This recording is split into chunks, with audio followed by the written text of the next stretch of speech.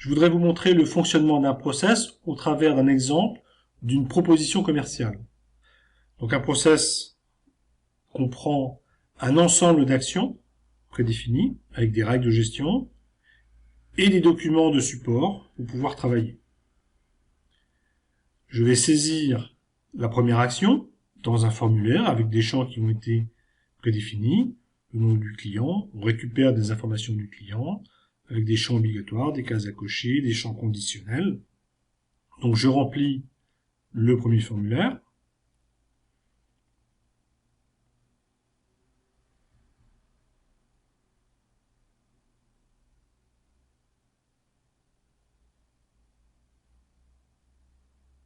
Et je valide l'action. Une fois l'action validée, le tableau de bord montre que l'action 10 est terminée, elle est en vert. Selon les cases que j'ai remplies et cochées, on passe directement à l'action 110.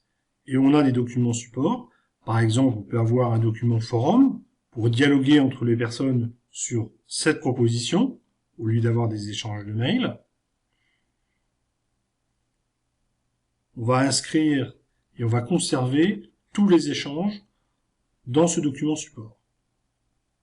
On pourra avoir d'autres documents support pour contenir des fichiers ou d'autres informations. Je vais remplir l'action 110 où on doit déterminer le prix. On a récupéré les informations de la première action, on en a même fait une synthèse. Donc j'ouvre le document pour préparer mon prix, j'ai récupéré les informations et je transfère les informations automatiquement dans Excel et je vais faire mon calcul avec Excel par exemple. Donc, je remplis mes champs Excel et j'indique des valeurs.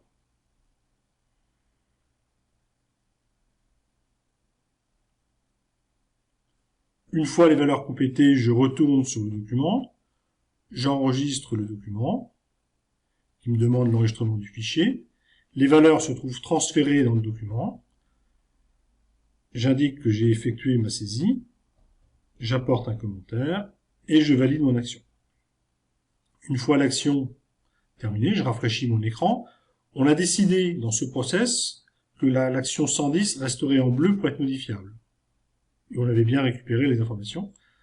Donc je suis dans l'action 160. On a fait une synthèse de toutes les actions, permettant de voir tout le process. La personne valide, indique son montant et donne son commentaire. Une fois l'action validée, le tableau de bord se met à jour. On passe à l'action suivante. Dans ce cas présent, c'est le service juridique qui vérifie et valide l'action. Une fois qu'il a validé, le process est terminé. Toutes les actions passent en vert, ainsi que les documents. On pourra retrouver toutes ces actions, tous ces documents au travers de tableaux de bord ou de requêtes transversales pour en avoir un aperçu global.